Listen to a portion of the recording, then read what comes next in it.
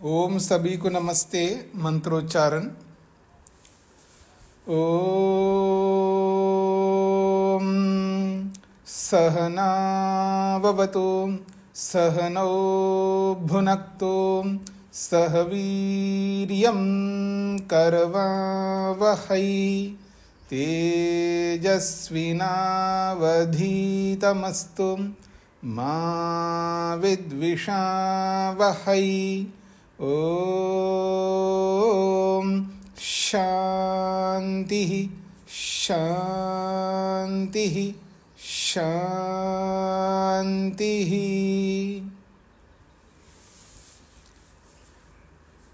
शतपथ ब्राह्मण की कक्षा संख्या 93 है।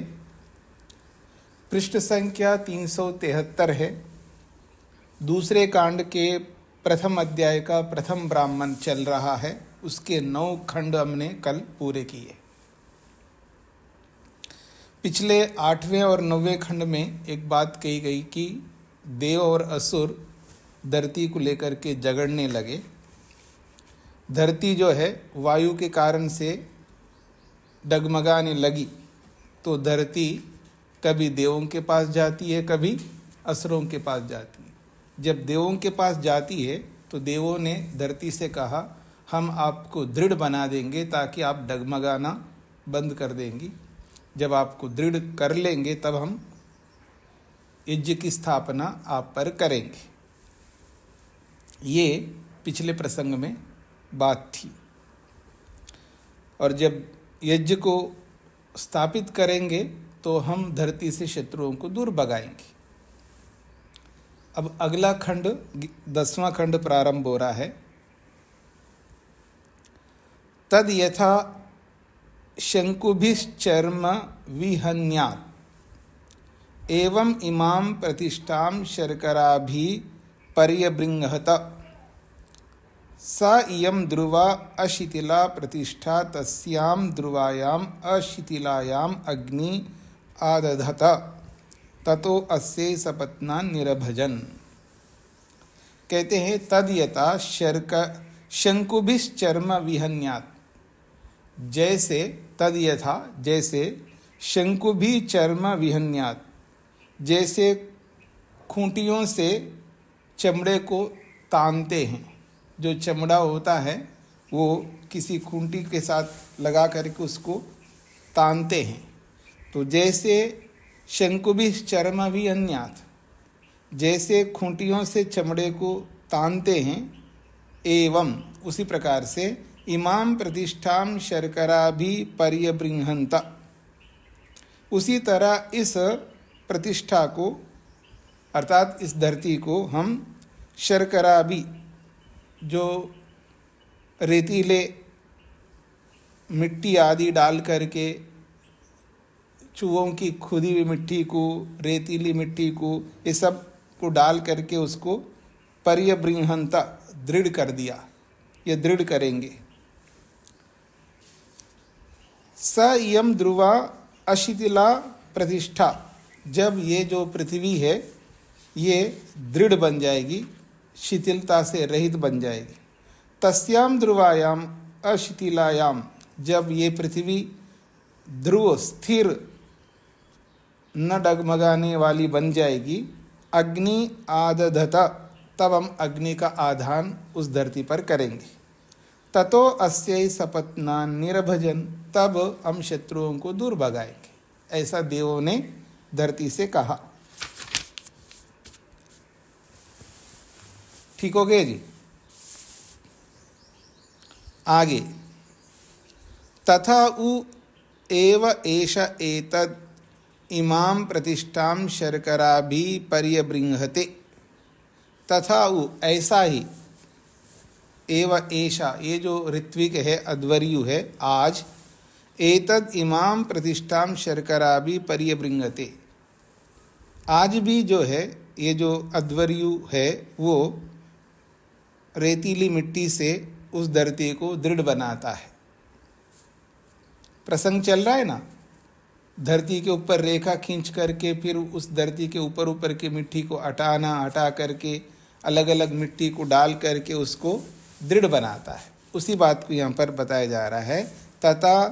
तथा उ एव ऐशा, वैसा ही जैसे देवों ने किया है वैसा ही ये जो ऐशा, ये जो ऋत्विक है, इमाम प्रतिष्ठाम शर्कराभि परिबृंहते, इस प्रतिष्ठा रूपी जो धरती है, आधार रूपी जो धरती है, इसको रेतीली मिट्टी से दृढ़ बनाता है। तस्याम ध्रुवायाम अशिथिलायाम अग्नि आधत्ते, जब ये धरती मजबूत हो जाती है तब वहाँ पर उस स्थान पर अग्नि का आधान करता है। ततो अस्यै सपत्ना निर्भजति, उसके बाद ही उसके जो भी शत्रु है वो सब दूर भागते हैं। तस्मा शर्करा संभरति, इसलिए यज्ञ स्थान में रेतीली मिट्टी का वो संग्रह करता है, उसको लाता है। तो ये 5 साधन हो गए जी, 5 संभार हो गए जी। जल हो गया, उसके बाद में ऊसर भूमि हो गई, उसके बाद में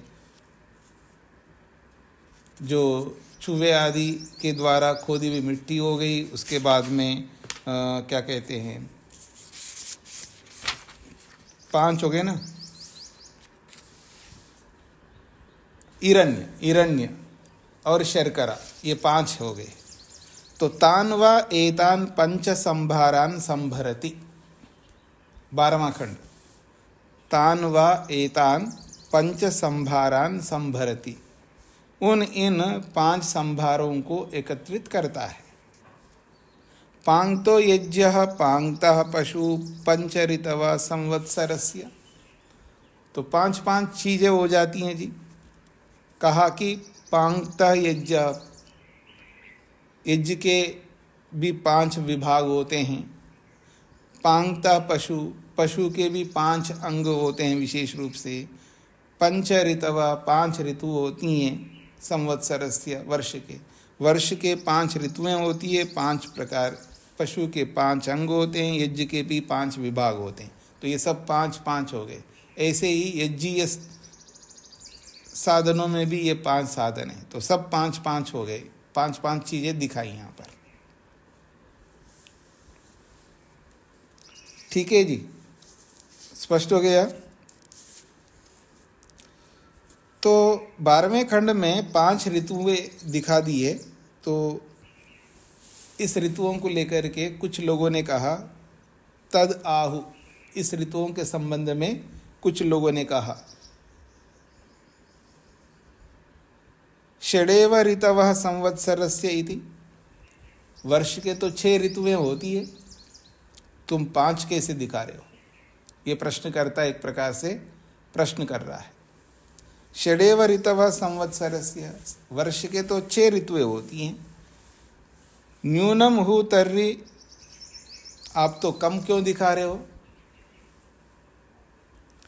न्यूनम तर्हि मिथुनम प्रजननम क्रियते, न्यूनम जब कम होता है, मतलब एक होता सम संख्या, एक होता विषम संख्या। तो ये जो 5 जो दिखाया ये विषम संख्या में आता है ना। तो न्यूनम हु तर्हि मिथुनम प्रजननम क्रियते, जब विषम संख्या होती है तभी मिथुनम प्रजननम क्रियते, तब जो है जोड़े मिलकर के प्रजनन क्रिया कर सकते हैं, अर्थात संतान उत्पत्ति ठीक प्रकार से होती है, जहां पर समानता नहीं होनी चाहिए।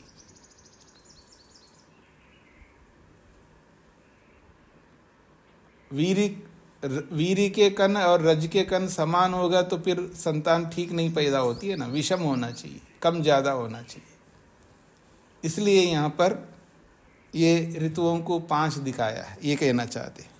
न्यूनाद वा इमा प्रजा प्रजायन्ते, न्यूनाद वा विषम संख्या होने पर ही इमा प्रजा प्रजायन्ते, ये जो संतान उत्पन्न हो सकती है ठीक से। तश्रवः श्रेयसम उत्तरावत् तस्मात् पंच भवन्ति। तश्रव श्रेयसम, कल के लिए वो श्रेयसम, तश्रव श्रेयसम, श्व तत्श्व श्रेयसम, वो आगे के लिए भविष्य के लिए श्रेयसम श्रेयस्कर होता है। उत्तरावत तस्मात्, इसलिए वो उत्तरावत तस्मात् ये यजमान के लिए श्रेयस्कर है, आगे के लिए यजमान के लिए एक प्रकार से श्रेयस्कर है। पंच भवन्ति यदि हु षडेव ऋतवा संवत्सरस्य, इसलिए पंच भवन्ति, इसलिए 5 ऋतुएं दिखाई है वहाँ पर, विषम संख्या दिखाई। यदि वो षडेव ऋतवा संवत्सरस्य, यदि फिर भी आप नहीं, ऋतुएं तो 6 ही होती हैं, ऐसा अगर आप समझते हैं तो कहते हैं इति अग्निर एव एतेषां षष्ठः, फिर तो इनमें अग्नि को 6ठा ऋतु मान लेना। तथा एव एतद् अन्यूनं भवति, तब ये न्यूनता पूरी हो जाएगी। ऋतुएं 5 होती हैं, अगर आप फिर भी जैसे आग्रह करता नहीं ऋतुएं तो 6 होती है, तो ठीक है, अग्नि को छठी ऋतु समझ लेना, तब ये न्यूनता दूर हो जाएगी, ये इसका तात्पर्य है। ये स्पष्ट हो गई जी आपको?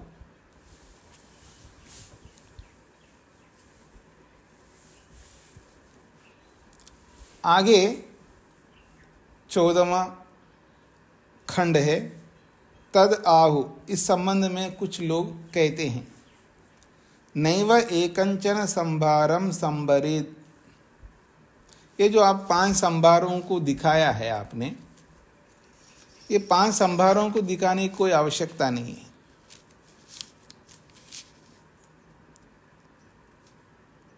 क्योंकि अस्यां वा एते सर्वे पृथिव्यां भवन्ति, अस्यां वा एते सर्वे पृथिव्यां भवन्ति, जितने संभार आप दिखा रहे हो यहाँ पर, ये सब पृथ्वी में अपने आप पहले से ही तो होती हैं। स यदेव अस्याम आधत्ते तत्सर्वान् संभारान् आपनोति। स यदेव अस्याम आधत्ते, वो जो ऋत्विक जब इस धरती पर आधान करता है तो तत्सर्वान् संभारान् आपनोति, वो अपने आप सभी संभारों को प्राप्त कर ही लेता है। अलग से आप इन सब संभारों का विधान क्यों कर रहे हो, जरूरत नहीं है, ये प्रश्नकर्ता का कहना है। प्रश्न स्पष्ट हो रहा है जी सभी को? ये जो पानी लाना और ऊसर मिट्टी लाना या ऊसर मिट्टी को लाना, हिरण्य लगाना, और ये जो 5 संभार दिखाए हैं, 5 चीज़ें दिखाई है, तो यहाँ पर तद आहु, उन 5 संभारों के विषय में कुछ लोग कहते हैं क्या, न एव एकंचन संभारम संभरेत, किसी भी संभार को लाने की यहाँ पर कोई आवश्यकता नहीं है। क्यों? अस्यां वा एते सर्वे पृथिव्यां भवन्ति, इस धरती में तो सारे के सारे संभार होते हैं जितने आपने दिखाए अभी तक। धरती से अलग कहाँ से होंगे? सुवर्ण भी उसी में है, शर्करा भी उसी में है, ऊसर भूमि सब कुछ उसी में, इसको लाने की आवश्यकता नहीं। स यदेव अस्याम आधत्ते, वह जब ऋत्विक इस धरती पर आधान करता है, तत्सर्वान् संभारान् आपनोति, वो अपने आप सभी संभारों को प्राप्त कर ही लेगा। तस्मात् नैव एकंचन संभारम संभरेद इति, इसलिए कोई संभार लाने की कोई आवश्यकता नहीं, ये प्रश्नकर्ता का कहना है। अब इसका समाधान किया जा रहा है, तद उ समेव भरेद, तद उ समेव भरेद, वह ये संभार अवश्य करे। यद अह एव अस्याम आधत्ते तत्सर्वान् संभारान् आपनोति, यद अह एव अस्याम आधत्ते,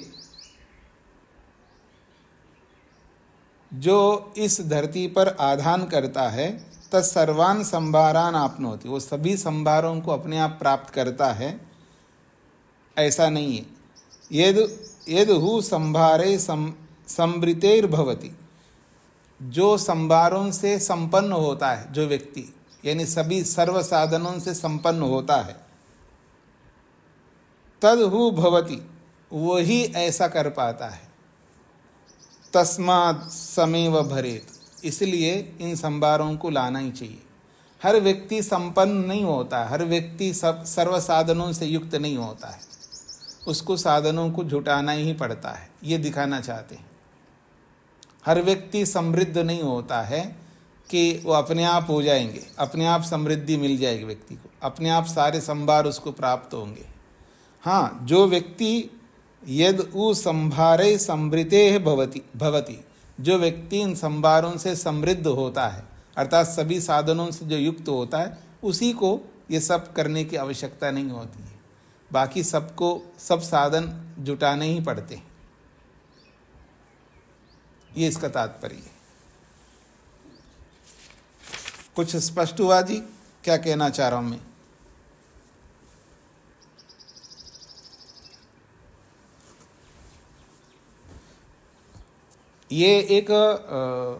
ये दिखाना चाहते हैं, ये एक उदाहरण के रूप में प्रस्तुत किया है कि पानी लाना, सुवर्ण लाना, ऐसी मिट्टी लाना, वो मिट्टी लाना, इस तरह करना, ये एक हमें एक सिंबल है, संकेत मात्र है।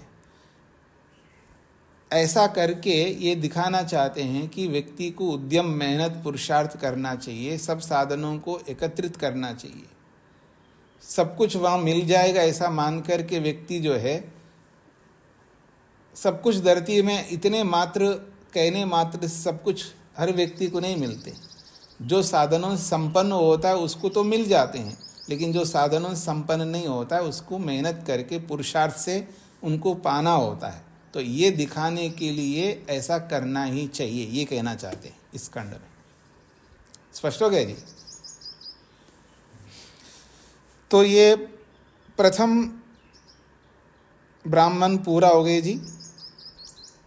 दूसरे कांड का प्रथम अध्याय का दूसरा ब्राह्मण प्रारंभ हो रहा है।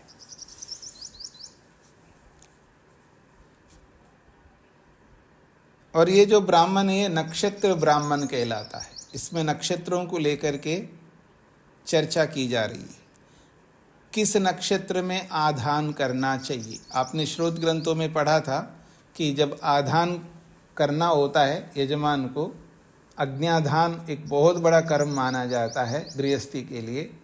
तो अग्न्याधान करना, अग्नि को स्थापित करना एक बहुत बड़ा त्योहार है, उसके लिए बहुत बड़ा कर्म है, जीवन का एक बहुत बड़ा उद्देश्य है। श्रोत ग्रंथों में आपने पढ़ा है। उसको लेकर के यहाँ पर संक्षेप से बताया जा रहा है। विस्तार से तो श्रोत ग्रंथ में आपने पढ़ा ही है। तो पहला ब्राह्मण है जी, कृत्तिकासु अग्नि आदधीता। कृत्तिकासु अग्नि आदधीता, कृत्तिका नक्षत्र में अग्नि का आधान करना चाहिए। अग्नि आदधीता, दो अग्नियां यहाँ पर, आवनी और गारपति। तो कृत्तिका नक्षत्र में अग्नियों का आधान करना चाहिए यजमान को, ये इसका तात्पर्य है। एतावा अग्नि नक्षत्रम यत् कृत्तिका, कहते हैं एतावा यत् कृत्तिका अग्नि नक्षत्रम, ये जो कृत्तिका नक्षत्र है ये अग्नि का नक्षत्र है, इसको अग्नि का नक्षत्र माना जाता है। यानी अग्नि का आधान करने का नक्षत्र है, या प्रकाश का नक्षत्र है। कृत्तिका बहुत अच्छा माना जाता है, कृत्तिका नक्षत्र को अच्छा माना जाता है, क्योंकि ये पूर्व दिशा की ओर रहता है, और पूर्व दिशा जो है प्रकाश का एक प्रतीक है, तो अच्छा माना जाता है, शुभ माना जाता है कृत्तिका नक्षत्र को, इसलिए अग्नि का नक्षत्र माना जाता है। एतावा अग्नि नक्षत्रम यत् कृत्तिका, ये जो कृत्तिका नक्षत्र है इसको अग्नि नक्षत्र के नाम से बोला जाता है, माना जाता है।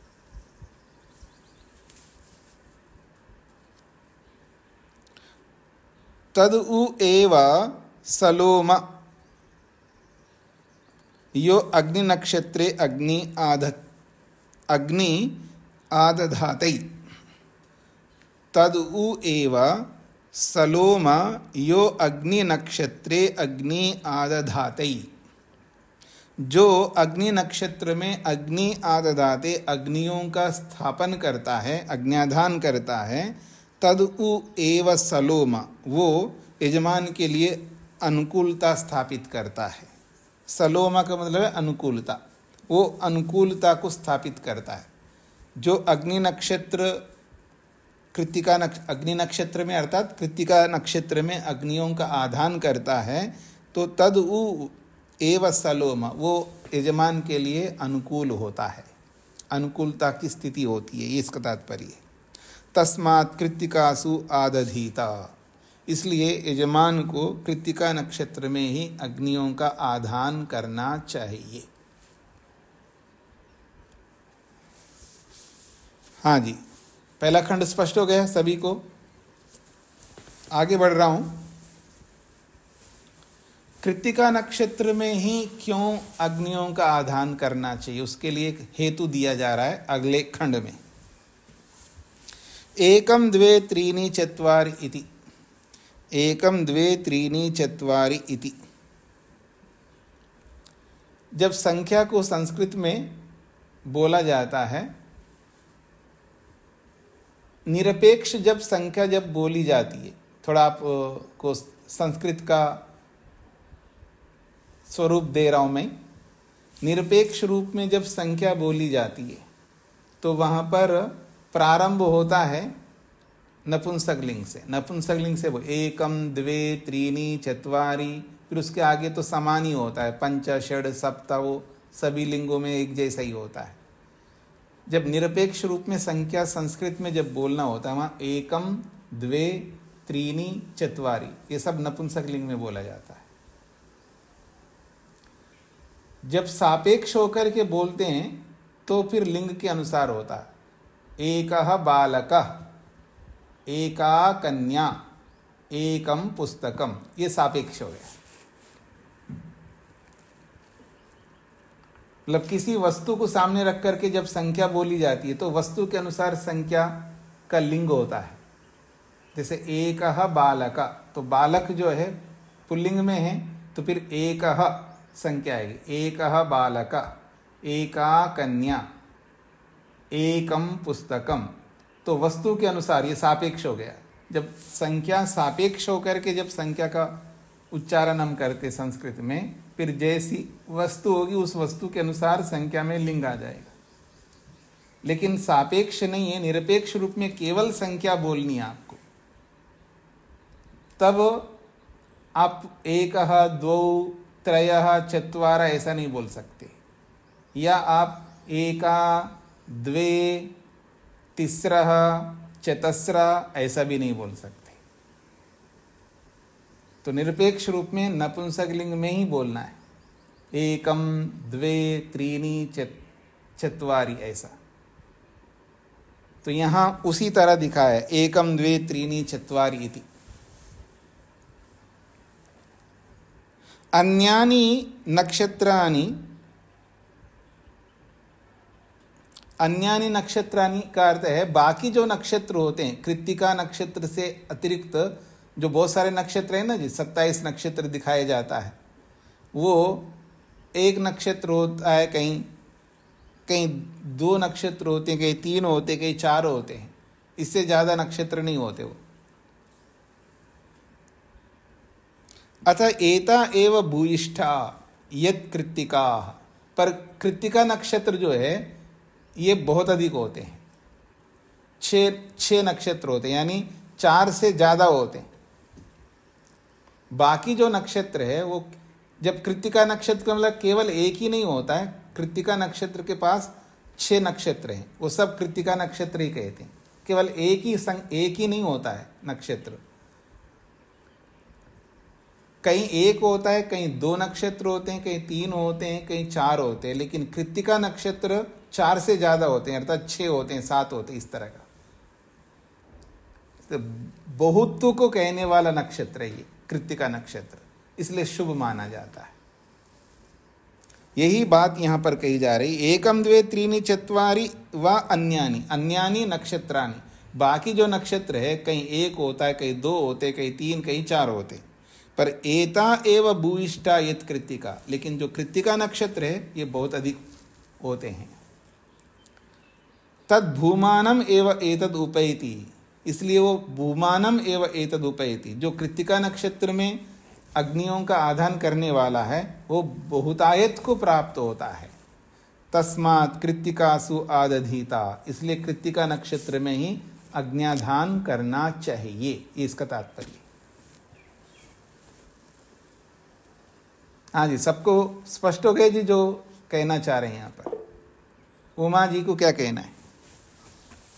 स्वामी जी, ये नक्षत्र के विषय में जो आपने बताया ये समझ में नहीं आया। ये तो मतलब किस तरीके से समझे से कि 6 होते हैं साथ में या 5, 4, 5 होते हैं? अब आपको ज्योतिष पढ़ना पड़ेगा माता जी, तभी समझ में आएगा ना। क्योंकि हमने तो यही समझते हैं ना, जैसे कैलेंडर वगैरह में पढ़ते हैं तो एक नक्षत्र के बाद दूसरा नक्षत्र दिखाई देता है। नहीं, मतलब वो जो जिसको हम एक कहते हैं ना, वो एक ही नहीं होता, उसके साथ अनेक होते हैं। कहीं एक होता है, कहीं 2 हो सकते हैं, कहीं 3 हो सकते हैं, कहीं 4 हो सकते हैं, लेकिन कृत्तिका नक्षत्र एक नहीं होता है, 6 होते हैं। तो ये तारागण का समूह होता है? हाँ जी, हाँ जी जी, धन्यवाद स्वामी। जिसको हम कृत्तिका नक्षत्र कहते हैं वो एक ही नहीं होता है, वहां उसके साथ झुंड के रूप में कई कई होते हैं, अनेक होते हैं वहां पर। व्यवहार में एक को लेकर के हम चलते हैं, लेकिन होता वहां अनेक होते हैं। ठीक है जी। चंद्र जी। हाँ, नमस्कार स्वामी जी। हाँ जी। हम कैसे पहचाने कि अभी कौन सा नक्षत्र चल रहा है? आप नहीं पहचान सकते, इसके लिए आपको ज्योतिष पढ़ना पड़ेगा। बाकी जो कैलेंडर में जो दिखाते हैं वो उसके हिसाब से दिखाते हैं। जो पंचांग समझने वाले होते हैं, जो ज्योतिष समझने वाले होते हैं, उन्हीं को पता लगता है, हर किसी को नहीं पता लगती। इसके लिए सीखना पड़ता है। लेकिन एक कंफ्यूजन और भी है कि ये जैसे बड़े बड़े विद्वान भी रहते हैं तो वो कैसे पहचान जाते हैं? क्योंकि जैसे कैलेंडर भी हमारा 1 साल पहले से ही बन जाता है, जो भी कुछ है, तो मतलब उनको भी कैसे समझ में आता होगा ऐसा कुछ? नहीं, वो विद्या पढ़ते हैं ना, वो ज्योतिष पढ़ते हैं, इसलिए समझ में आता है। जो नहीं पढ़ते उनको कैसे समझ में आएगा? ज्योतिष पढ़ना पड़ता है ना, उसके लिए ज्योतिष शास्त्र है बहुत बड़ा।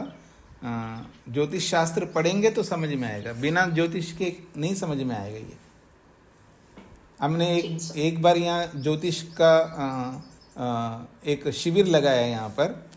वैसे तो 2-3 शिविर लगाए हमने, अजमेर में लगाया और यहाँ पर भी लगाया। जब हम अजमेर में थे तब भी लगाया था वहाँ पर, और यहाँ पर भी 1 बार लगाया हमने, और 2-3 बार, वैसे 2 बार लगाए। 1 बार सर्वसाधारण के लिए भी, जो भी आ चाहें सीखना चाहें उनके लिए भी लगाए थे यहाँ पर ज्योतिष का। और ज्योतिष से संबंधित जो विद्वान हैं उनको बुलाया हमने यहाँ पर। तो उसको पढ़ना पड़ता है जी। कहीं शिविर लगेगा तो आप जरूर जाइएगा। कुछ पूरा शास्त्र ना पढ़े तो कम से कम कुछ तो बोध हो जाएगा आपको। तो उसमें हम जब वो सिखाते हैं तो रात्रि को ऊपर छत के ऊपर ले जा करके खुले आसमान में, हमारे तो जंगल में है तो यहाँ सब तारे बहुत अच्छे दिखाई देते हैं, तो ऊपर ले जा करके सबको दिखाते, देखो ये नक्षत्र ऐसे ही, ऐसे सिखाते हैं। सीखना पड़ता है। ठीक है स्वामी, धन्यवाद। जी जी जी। हाँ जी, आगे बढ़ रहा हूं जी मैं। तीसरा खंड। एताः वै प्राच्य दिशो न च्यवन्ते, उन्हीं नक्षत्रों को बोला जा रहा है। एता वै प्राच्यो दिशो न च्यवन्ते। एता, ये जो कृत्तिका नक्षत्र हैं, प्राच्य दिशो, ये प्राची दिशा में अर्थात पूर्व दिशा में रहते हैं। न च्यवन्ते, ये समाप्त नहीं होते, हटते नहीं है, बने रहते हैं, टिके रहते हैं। ये जो कृत्तिका नक्षत्र हैं ये पूर्व दिशा में बने रहते हैं, ये हटते नहीं है वहां से। सर्वाणि ह व अन्यानि नक्षत्राणि प्राच्ये दिशश्चवन्ते, और जो बाकी जो नक्षत्र हैं, कृत्तिका के अलावा जो बाकी नक्षत्र हैं, अन्यानि नक्षत्राणि, जो बाकी नक्षत्र हैं, प्राच्ये दिशश्चवन्ते, वो पूर्व दिशा से हट जाते हैं, वो बने नहीं रहते वहाँ पर, वहाँ से हट जाते हैं। हट जाते हैं मतलब स्थान बदल जाते हैं, उनका स्थान बदलता है, इसका ये तात्पर्य। तत्प्राच्यामेव अस्य एतद् दिशाहितौ भवतः, कहते हैं पूर्व की दिशा में ही ये स्थापित रहती है, अर्थात बनी रहती, वहां से हटते नहीं ये नक्षत्र। तस्मात् कृत्तिकासु आदधीता, इसलिए कृत्तिका नक्षत्र में आधान करना शुभ माना जाता है यजमान के लिए। ठीक हो गया जी।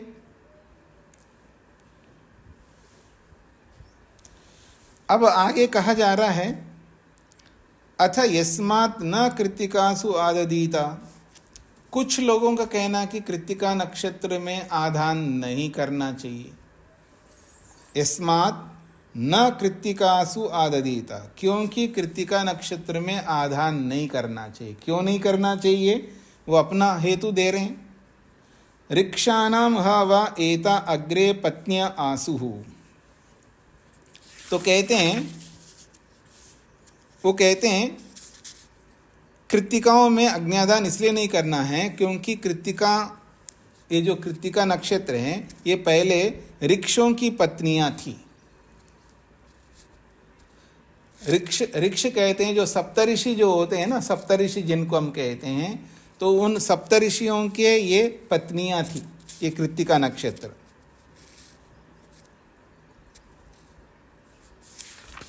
कहते हैं एता अग्रे पत्न्या आसु, ये ऋक्षाणाम ह व एता अग्रे पत्न्या आसु, ये ऋक्षों की पत्नियां थी। सप्तऋषि नुहा स्म वै पुरा ऋक्षा इत्याचक्षते, पहले सप्तऋषियों को ऋक्ष नाम से कहा जाता था। ता मिथुनेन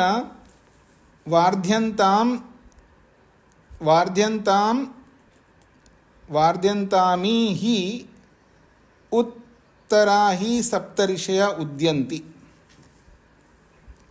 तो कहते हैं ता मिथुनेन वार्ध्यन्ता अमी ही उत्तरा ही सप्तऋषया उद्यन्ति पुरा एता, तो कह रहे हैं उनको मैथुन करने नहीं दिया गया था। वो यानी सप्तऋषियों की पत्नियां थी पर उनको मैथुन करने नहीं दिया था, इसलिए उत्तर में सप्तऋषि निकलते हैं। उत्तर दिशा में जो है सप्तऋषि निकलते हैं। और ये जो कृत्तिका है ये पूर्व में। अमी ही उत्तरा ही सप्तऋषिया उद्यन्ति पुरा एते, तो ये जो सप्तऋषि है ये उत्तर दिशा में, और पुरा एता, और पूर्व दिशा में ये कृत्तिका नक्षत्र है। कृत्तिका नक्षत्र जो है पूर्व में, और ये सप्तऋषि जो है ये उत्तर में निकलती हैं। अशम इव वै तद यो मिथुनेन वृद्धा, तो कहते हैं यहाँ पर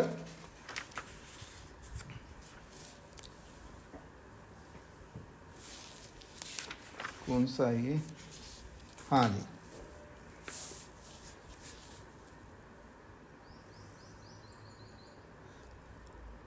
अशम इव तद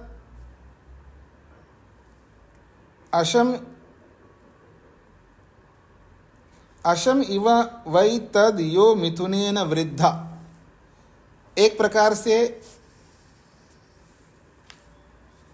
मिथुनेन यो वृद्धा, जो मिथुन से जो रहित हो गया है, तो अशम इव ये दुर्भाग्यपूर्ण था। यानी जब सप्तऋषियों की वो पत्नियां थी और मिथुन नहीं हो पाया, अर्थात जोड़े से युक्त होकर के आगे उनको जो मिथुन करना चाहिए था वो नहीं कर पाया, इसलिए अशम इव वै तद, वो अशम अर्थात दुर्भाग्यपूर्ण था। अर्थात यूं ही कहना चाहिए दुर्भाग्यपूर्ण, दुर्भाग्य तो समझते हैं, मतलब सौभाग्य नहीं है जहाँ दुर्भाग्य, तो दुर्भाग्यपूर्ण ही था, इसलिए वो जोड़े से वृद्धा, जो वंचित किया गया उनको, अर्थात मिथुन से वंचित किया गया है।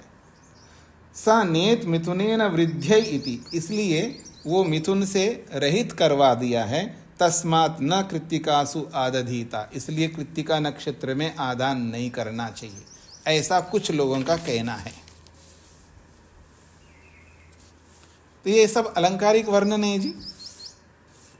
अब इसको ज्योतिष वाले ज़्यादा समझा पाएंगे कि इसका अभिप्राय क्या होता है, अर्थात दोनों नक्षत्रों के बीच में क्या संबंध है, उस बात को तो ज्योतिष वाले ज़्यादा समझा पाएंगे। पर यहाँ अलंकारिक वर्णन से यहाँ दिखाया है कि कुछ लोगों का कहना है कि कृत्तिका नक्षत्र में आधान नहीं करना चाहिए। क्यों नहीं करना चाहिए? क्योंकि वो सप्तऋषियों की पत्नियां थी, वो जुड़ नहीं पाए, उनका मेल नहीं हो पाया, ये दुर्भाग्यपूर्ण है। और दुर्भाग्यपूर्ण है तो इसलिए कृत्तिका नक्षत्र में आधान नहीं करना चाहिए, ये इसका तात्पर्य है। अब इसका समाधान कर रहे हैं 5वें खंड में। तद उ एव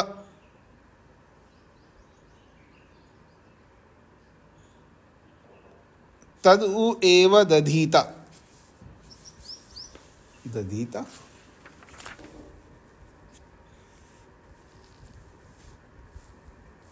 तद उ एव आदधीता है ये। तद उ आ एव आदधीता, आ पहले आ गया, तद उ आ एव आदधीता ऐसा है।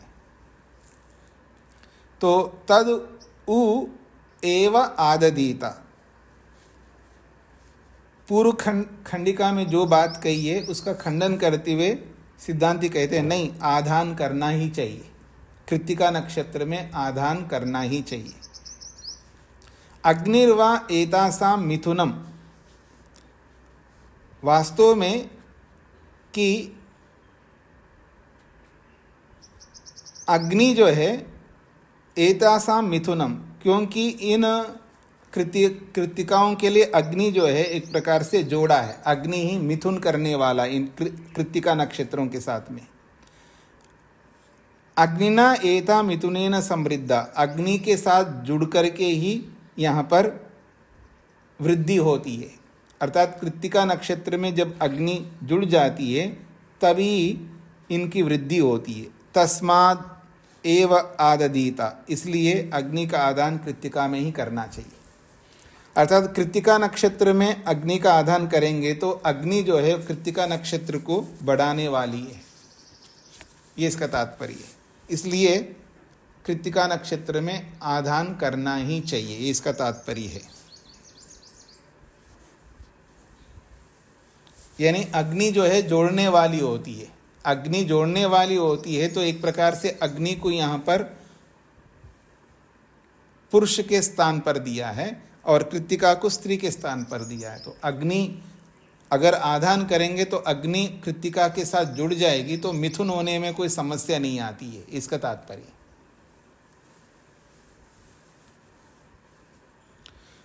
आपने श्रोत सूत्रों में पढ़ा है कृत्तिका नक्षत्र में आधान करना चाहिए। कुछ लोग अलग अलग नक्षत्रों में भी आधान करने की बात करते हैं, और अंत में जाकर के श्रोत सूत्रों में ये भी बताया है कि आप कभी भी कर सकते हैं।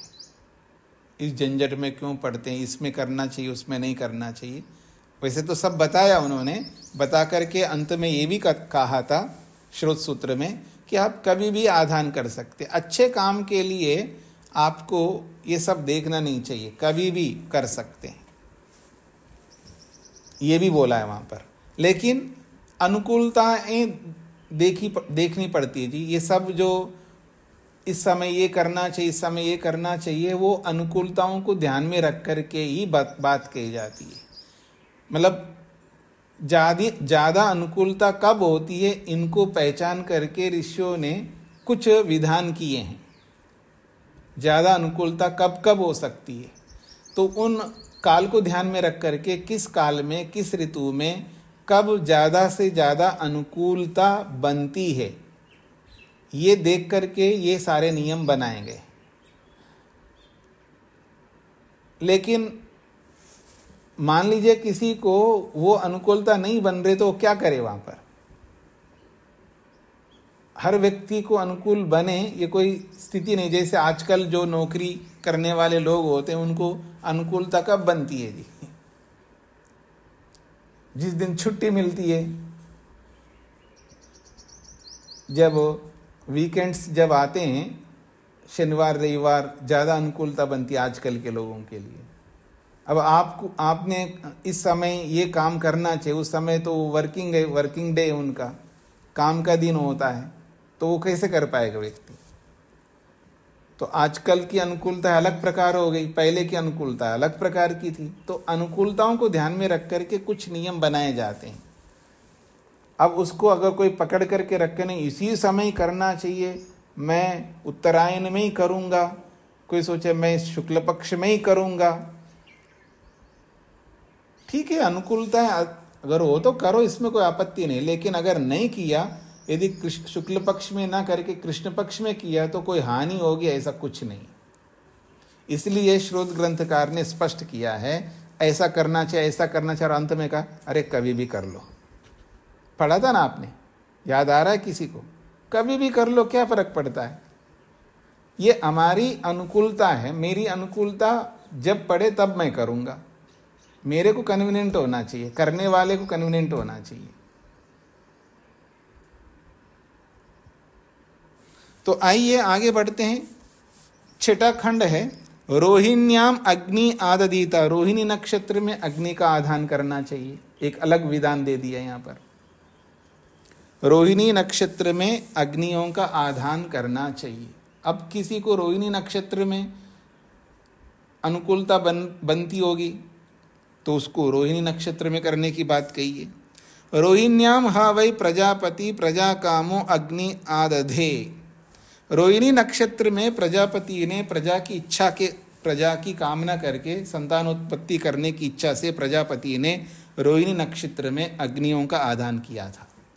रोहिण्याम हा वै प्रजापति ही, रोहिणी नक्षत्र में निश्चित रूप से प्रजापति ने प्रजा कामः, प्रजा की कामना से, संतान की कामना से अग्नि आदधे, अग्नियों का आधान किया था। स प्रजा असृजता, और उसने प्रजा को उत्पन्न किया था। ता अस्य प्रजा सृष्टा, क्योंकि उसकी प्रजा उस समय उत्पन्न हुई है। एक रूपा उपस्तब्धा, वो एक रूप होकर के उसकी उन्नति, उसकी समृद्धि बढ़ गई, अर्थात प्रजा उसके अनुरूप होकर के। एक रूपा का मतलब है जो प्रजा की सृष्टि की उसने, वो प्रजा एक रूपा उसके अनुरूप होकर के उपस्तब्धा तस्थु, उसकी समृद्धि बढ़ गई। रोहिण्य इव एव तद्वै रोहिण्य रोहिणीत्वम। रोहिण्य इव, रोहिणी में ऐसा किया गया होने से रोहिण्य रोहिणीत्वम, रोहिणी का ही वो रोहिणीत्व है। रोहिण्य इव अर्थात रोहिणी नक्षत्र जो है वो एक प्रकार से, रोहिणी जो है लाल रंग का प्रतीक होता है जी, लाल रंग होता है रोहिणी। तो एक प्रकार से रोहिणी नक्षत्र जो है लाल, अब लाल कौन हो सकता, किसी अच्छी चीज के साथ जोड़ दो उसको, लाल गाय, लाल गाय के समान होती है रोहिणी नक्षत्र। रोहिण्या इव, रोहिण्या इव एव अर्थात रोहिणी के समान है। रोहिण्या इव का मतलब है कोई रोहिणी गाय है, लाल रंग की गाय है, उसके समान है ये नक्षत्र। तद वै, इसलिए रोहिण्य रोहिणीत्वम, यही रोहिणी का रोहिणीपन है। बहुहा एव प्रजया पशुभिर्भवति या एवं विद्वान रोहिण्याम आदत्ते। यह एवं विद्वान, जो कोई भी व्यक्ति आज इस रोहिणी नक्षत्र में आधान करता है, बहुआ एव प्रजया पशुभिर्भवति, वो बहुत सारी संतानों से, बहुत सारे पशुओं से युक्त होता है।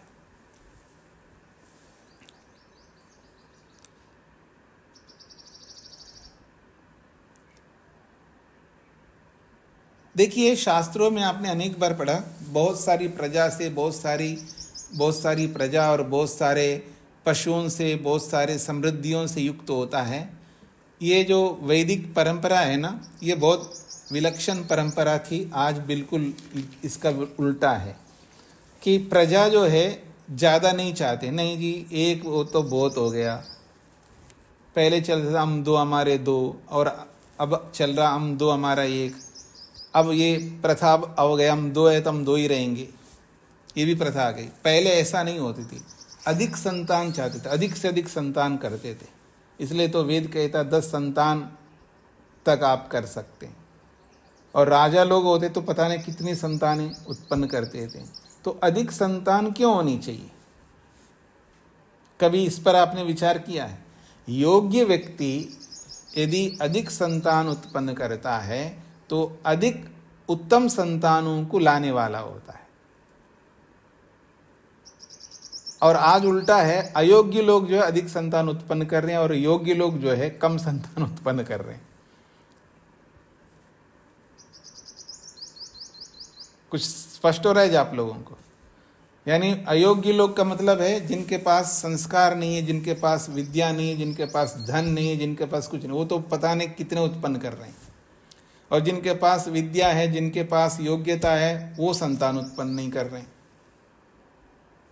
तो पहले के लोग अधिक संतान उत्पन्न करते, इसमें शान मानते थे उसको, यानी अधिक से अधिक उत्तम संस्कार दे सकेंगे। अधिक लोग अधिक जब प्राप्त करते हैं तो उसको संभालना उनको आएगा। योग्य व्यक्ति योग्यता से सबको संभाल पाता है, अयोग्य व्यक्ति सबको अयोग्यता से ही संभालेगा, वो हानिकारक है। इसलिए आपने श्रोत ग्रंथों में कितने बार पढ़ा है, और यहाँ शतपथ ब्राह्मण में कितने बार आया, अब तक हमने एक कांड पूरा किया है, कितने बार पशु भी प्रजया, बहुत सारी प्रजा, बहुत सारे प्रजा से, बहुत सारी प्रजा और बहुत सारे पशुओं से, बहुत सारे धन धान्य से समृद्ध होता है। यानी अधिक से अधिक यहाँ पर बात कही गई। तद्वै रोहिण्यो रोहिणीत्वम, ये रोहिणी का रोहिणीत्व है। बहु अ एव प्रजया पशुभिर्भवति या एवं विद्वान रोहिण्याम आदत्ते, जो कोई विद्वान रोहिणी नक्षत्र में आधान करता है उसको बहुत सारी प्रजा उत्पन्न होती है और बहुत सारे पशु उसके प्राप्त होते हैं। ये समृद्धि का द्योतक है। अगली बात कहिए, रोहिण्याम ऊहा वै पशव अग्नि आदधिरे।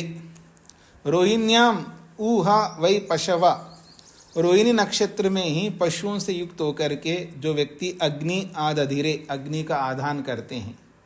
मनुष्याणाम कामम आरोहन, वो मनुष्यों की कामनाओं को प्राप्त करते हैं, मनुष्यों की कामनाओं को पूर्ण करते हैं। वैसे तो इसका जो शाब्दिक अर्थ है, रोहिणी नक्षत्र में पशुओं ने अग्नि का आधान किया, ऐसा अर्थ निकलता है। पर पशु कैसे अग्नियों का आदान करेंगे? तो पशु से यहाँ पर अगर मनुष्य लेंगे तो भी हो सकता, तो वह पशु युक्त मनुष्य लेंगे ज़्यादा अच्छा है। पशुओं से संपन्न जो मनुष्य हैं वो रोहिणी नक्षत्र में अग्नियों का आदान किया उन्होंने। इसलिए मनुष्यानाम कामम रोहेमा, मनुष्यों की कामनाओं को पूर्ण करते हैं। ते मनुष्यानाम कामम आरोहयन, वो मनुष्यों की कामनाओं को पूर्ण किया है। यम उ अ एव तत् पशवो मनुष्येषु कामम आरोहन, जो कामना पशुओं की होती है मनुष्यों की के प्रति पूर्ण हो जाती है। अर्थात जो कामना पशुओं की होती है वो कामना मनुष्यों के प्रति पूर्ण हो जाती है। पशुओं की क्या कामना होती है जी? पशुओं की कामना होती है भरपूर उनको अन्न मिले, वो तंदुरुस्त रहें, स्वस्थ रहे पशु। तो जैसे पशुओं की कामना पूर्ण होती है तो पशुओं की कामना की पूर्ति करने से मनुष्यों की कामना भी पूर्ण होती है, इसका ये तात्पर्य लेना है।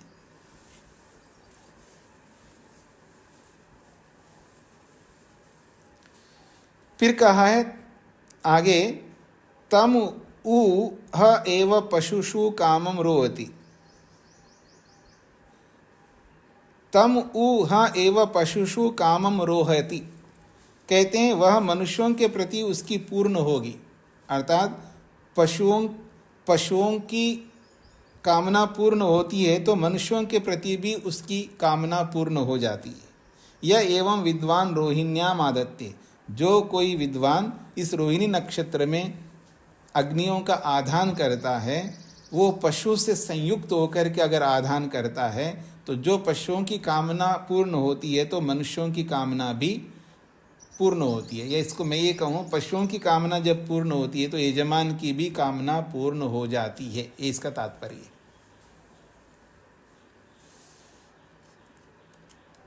ठीक हो गया जी, आगे बढ़ूं। मृगशीर्षे अग्नि आदधीता, अब तीसरा नक्षत्र आ गए जी। कुछ लोगों का कहना है कि मृगशीर्ष में, मृगशिरा नक्षत्र में अग्नियों का आधान करना चाहिए। एतद्वै प्रजापते शिरा यद मृगशीर्षम, ये जो मृगशिरा नक्षत्र है एक प्रकार से ये प्रजापति का सिर जैसा है। एतद्वै प्रजापते शिरः यद मृगशीर्षम, ये जो मृगशिरा नक्षत्र है ये प्रजापति का सिर जैसा है। श्रीर्वै शिरः, ये जो सिर है वो ऐश्वर्य का द्योतक होता है, लक्ष्मी का द्योतक होता है। श्रीर ही वै शिरः, वास्तव में सिर ही ऐश्वर्य लक्ष्मी है। तस्माद् यो अर्धस्य श्रेष्ठो भवति असौ अमुष्य अर्धस्य शिर इत्याहु।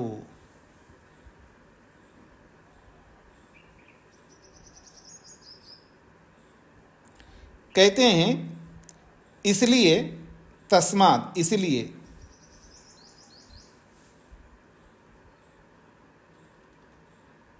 तस्माद् यो अर्धस्य श्रेष्ठो भवति, तस्माद् यो अर्धस्य श्रेष्ठो भवति, जो मनुष्य जाति में जो श्रेष्ठ होता है। असौ अमुष्य अर्धस्य शिर इत्याहु, उसे कहते हैं ये जाति का सिर है।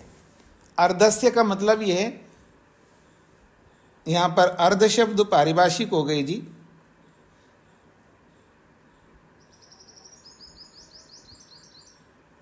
मनुष्य जाति को यहाँ अर्ध शब्द से बोला है। तस्मात् यो अर्धस्य श्रेष्ठो भवति, अर्ध का मतलब है मनुष्य जाति। अर्धस्य यो श्रेष्ठो भवति, जो मनुष्य जाति में जो भी श्रेष्ठ होता है। असौ अमुष्य अर्धस्य शिरा, वो इस मनुष्य जाति का सिर जैसा होता है। यो अर्धस्य श्रेष्ठो भवति, वो मनुष्य जाति का श्रेष्ठ होता है। असो, वह व्यक्ति, अमुष्य अर्धस्य शिर इत्याहु, वो इस मनुष्य जाति का सिर जैसा होता है, जो श्रेष्ठ होगा वो। श्रियम ही गच्छति, और वो श्री को, लक्ष्मी को ही प्राप्त होता है। जो श्रेष्ठ होता है वो लक्ष्मी को, ऐश्वर्य को ही प्राप्त होता है। यह एवं विद्वान मृगशीर्ष आदत्ते, जो विद्वान इस प्रकार से इस मृगशिरा नक्षत्र में अग्नियों का आदान करता है, वो व्यक्ति ऐश्वर्य को, लक्ष्मी को प्राप्त होता है और वो मनुष्य जाति में श्रेष्ठ होता है। अग्न्याधान करना एक बहुत बड़ा काम है जी। जो अग्न्याधान करता है तो वो, उसका एक संकल्प है। ऐसे ही अग्निहोत्री नहीं होता है कोई। अग्निहोत्री बनना अपने आप में एक बहुत बड़ा टाइटल है, उसके लिए बहुत बड़ी उपाधि है। जैसे आजकल कोई बहुत बड़ी उपाधि प्राप्त करते हैं, जैसे डॉक्टरेट प्राप्त करते हैं लोग, तो उसके लिए शान माना जाता है, ये डॉक्टर हो गया।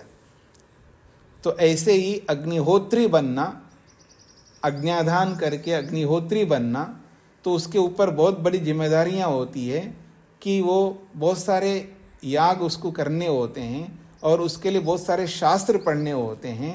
तो उत्तम ब्राह्मण बन करके, उत्तम द्विज बन करके वो जीता है और वो स्वर्ग की प्राप्ति कर लेता है।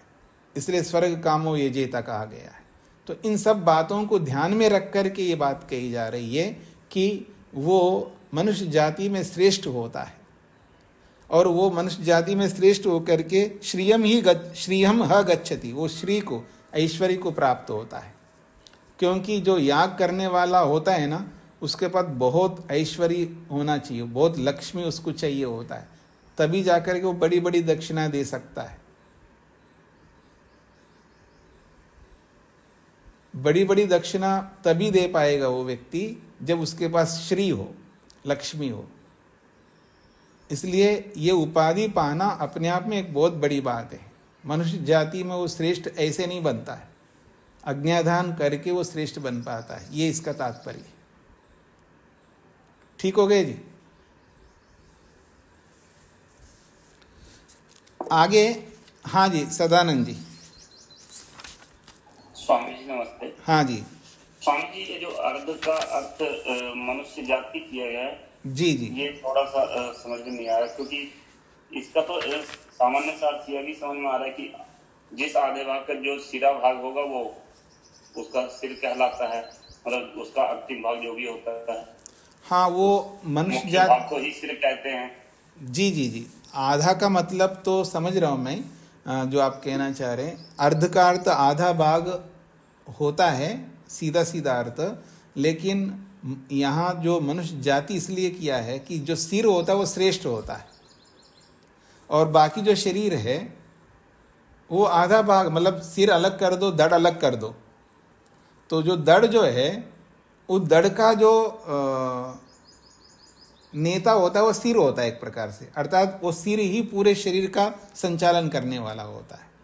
तो ऐसे जो मनुष्य जाति में जो श्रेष्ठ व्यक्ति होता है वो पूरे मनुष्यों के ऊपर वो शासन कर रहा होता है। जो श्रेष्ठ व्यक्ति होता है वो बाकी लोगों का शासन करने वाला होता है। तो ऐसा मान करके ये मनुष्य जाति अर्थ किया है उन्होंने। ऐसा ही करना पड़ेगा, नहीं तो वो आधे भाग में श्रेष्ठ है, यानी सिर में सिर श्रेष्ठ है तो ये क्या है, बाकी शरीर तो सामान्य हो गए ना। उसका शासन करना है, तो जैसे सिर शरीर के बाकी अंगों का शासन करता है, ऐसे मनुष्य जाति में जो आधान करके जो श्रेष्ठ बनता है वो बाकियों पर वो शासन करता है। अर्थात शासन का मतलब कोई तानाशाही बन करके करता है, इसका ही तात्पर्य नहीं है, यानी उसको दिशा देने वाला होता है।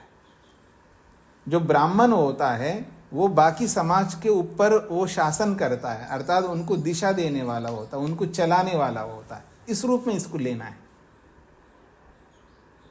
शरीर के लिए तो ठीक है जो आप कहना चाह रहे हैं, अपने शरीर में सिर श्रेष्ठ है और ये उसकी अपेक्षा से कनिष्ठ हो जाएगा, लेकिन इसको मनुष्य जाति के साथ भी तो जोड़ना होता है ना।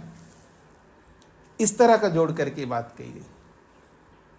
इसको तो किसी भी वस्तु में जो उसका श्रेष्ठ भाग होता है उसको हम सिरा ही बोलते हैं लगभग। ये तो किसी भी चीज पे घर जाएगी, इसलिए हाँ जी, हाँ नहीं, तो किसी अल्बर्ट वेबर वाले अनुवाद में मनुष्य जाति कर देगा, और सायण भाष्य आदि में तो मनुष्य जाति नहीं है। हाँ जी, हाँ जी। ये जो मेरे पास में जो तीन प्रकार की पुस्तकें हैं, एक में तो दो पुस्तकों में, एक पुस्तक में तो जो आप बता रहे वो दिया है, और दो पुस्तकों में ही जो है ये मनुष्य जाति अर्थ किया है उन्होंने। लेकिन वो अर्थ कोई सिद्धांत विरुद्ध लग रहा हो तब उस पर हम विचार कर सकते हैं। अगर दूसरे भाष्यकारों ने अलग अर्थ किया है इसलिए गलत नहीं हो सकता है, और शरीर का ही अर्थ लेना ऐसा कोई आग्रह हमें नहीं होना चाहिए। लेकिन वो अर्थ भी अगर संगत लग रहा है, वेदानुकूल लग रहा है, तो लेने में कोई आपत्ति नहीं है। हाँ, यही मैं भी कहना चाहूँगा कि केवल शरीर का ना लेकर के वो तो किसी भी वस्तु का जो श्रेष्ठ भाग होगा वो उसका सिरा कहलाएगा, इस अर्थ में हम घटा सकते हैं। बिल्कुल घटा सकते हैं, बिल्कुल घटा सकते हैं। और मनुष्य जाति में क्योंकि ब्राह्मण वर्ग, अधिकांश याग तो ब्राह्मण वर्ग करता है, तो ब्राह्मण श्रेष्ठ होकर के बाकी द्विज लोगों को वो दिशा देने वाला होता है, वो सही रास्ता दिखाने वाला होता है।